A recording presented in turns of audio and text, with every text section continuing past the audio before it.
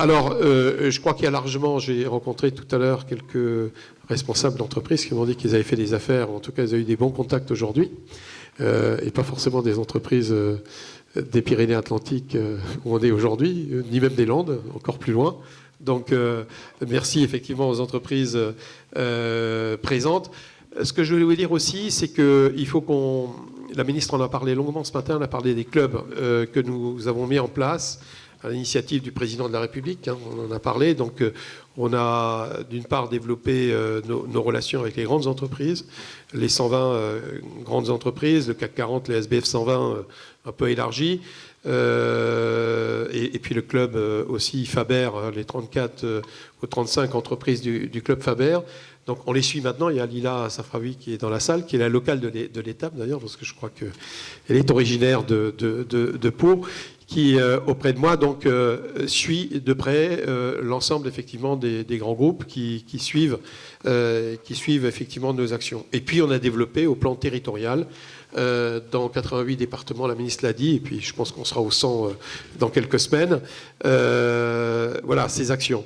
Et je me disais, là c'est une proposition que je te fais, que je vous fais, c'est que dans le cadre effectivement de l'Inclusive Tour, on peut tout à fait opérer cette synergie entre nos clubs territoriaux, qui permettra d'élargir, y compris peut-être les cibles en termes d'entreprises présentes, et vous. Donc ça, il faut qu'on y réfléchisse, il faut qu'on travaille effectivement ensemble donc, là-dessus.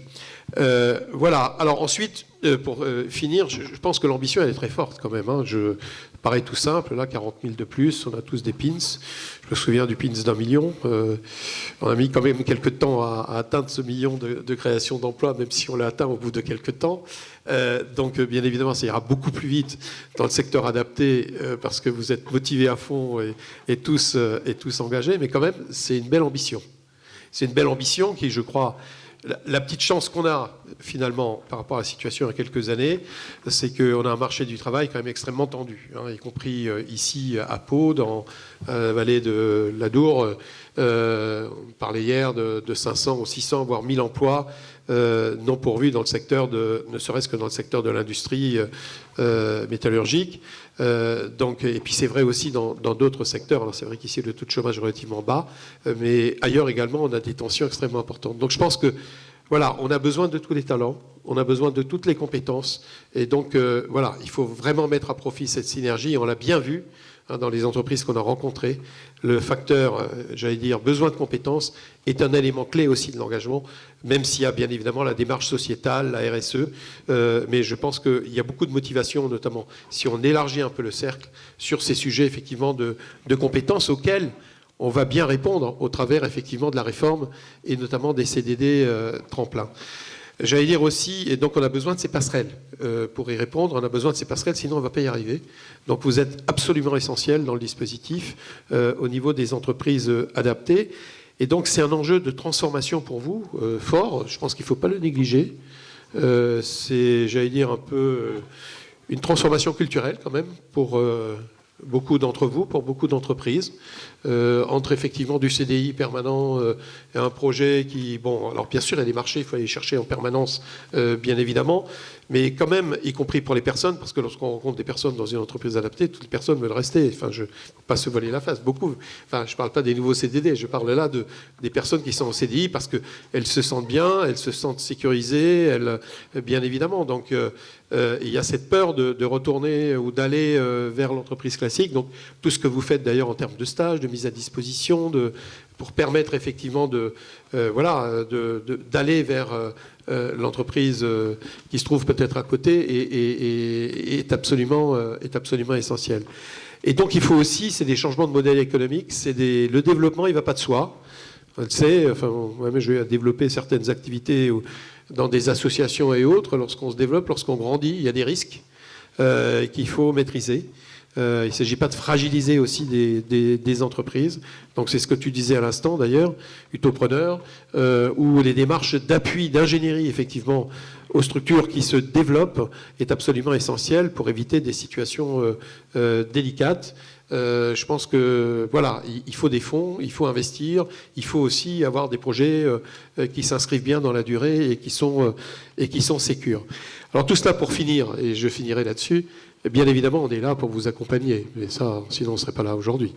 La ministre a annoncé 450 millions d'euros, c'est un effort, vous vous doutez bien, dans le contexte budgétaire actuel, le budget de l'État, et j'allais dire avec également les financements du côté de l'insertion par l'activité économique qui sont également extrêmement importants, 1 milliard. Vous voyez bien que dans l'évolution des politiques d'emploi que nous menons au ministère du Travail, elles sont toutes tournées aujourd'hui vers l'inclusion, vers une société inclusive, vers l'inclusion, vers des entreprises inclusives.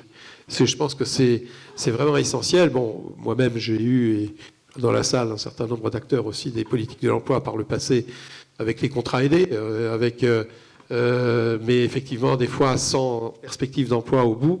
Donc c'est vrai qu'on les a diminués, ça fait beaucoup débattre. Mais là, on a absolument besoin de développer ces passerelles, effectivement, vers l'emploi que vous représentez. Donc c'est un élément, effectivement, essentiel pour notre politique. Donc on est prêt à vous accompagner. Financièrement, c'est vrai, c'est le nombre de postes, c'est un certain nombre de choses, mais aussi par des actions et des financements innovants. Tu as évoqué le fonds de l'innovation, de la transformation, qui est quand même doté de quelques millions d'euros, 28 je crois, 28 millions d'euros. Alors j'ai compris qu'il y avait des demandes.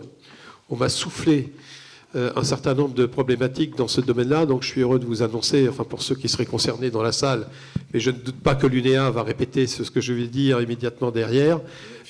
Nous allons effectivement, comment est-ce qu'on dit, anticiper finalement la possibilité de la rétroactivité de l'utilisation possible des fonds au début de cette année. Et je crois que c'était une demande pour beaucoup d'entreprises adaptées, et non pas d'octobre à décembre, hein, parce que sinon on n'aurait pas utilisé effectivement les fonds, d'une part, et c'était dommage, et d'autre part, on aurait plutôt pénalisé les entreprises qui se sont engagées en premier. Donc ouais. Voilà. Merci beaucoup. C'est très important parce que merci beaucoup de cette annonce, parce que beaucoup d'entreprises adaptées ont investi depuis le 1er janvier 2019 suite à la réforme. Et que toutes ces facturations, tous ces investissements, ces équipements, pour justement créer les conditions du changement d'échelle, elles n'étaient pas soutenues par le fonds de transformation. Et donc, on a obéré la confiance des entrepreneurs. Et pour oser, il faut de la confiance, Didier. Alors moi j'ai vu beaucoup de hochements de tête quand vous avez commencé la phrase, et surtout dans les premiers rangs. Donc je crois que c'est une très belle annonce qui est bienvenue. Alors tu as parlé de résilience. Dans le sport c'est très important de refuser la défaite. Parfois il faut aussi accepter le droit à l'erreur, et je crois qu'aujourd'hui dans vos entreprises et dans les gens que vous voulez employer, il y a parfois des moments qui sont plus difficiles. Voilà, et l'erreur peut arriver. Mais je sais que pour avoir visité ne serait-ce que FMS sur sa journée de marraine, quand tu as parlé de sourire, et je crois que quand on redonne de la dignité aux gens, et je pense que l'erreur elle peut être possible, et on peut aussi apprendre à la surmonter, à être meilleur. Voilà ce que je voulais témoigner. Et puis peut-être juste pour terminer, le dernier élément qui n'est pas encore totalement opérationnel, je parle devant M. Sartier, le directeur général de l'AGFIP, c'est la convention que nous avons prévue avec vous et donc les différents réseaux en matière de formation, donc des salariés en CDD tremplin. Donc nous avons bloqué 50 millions d'euros au titre du plan d'investissement dans les compétences pour les 3 années qui viennent.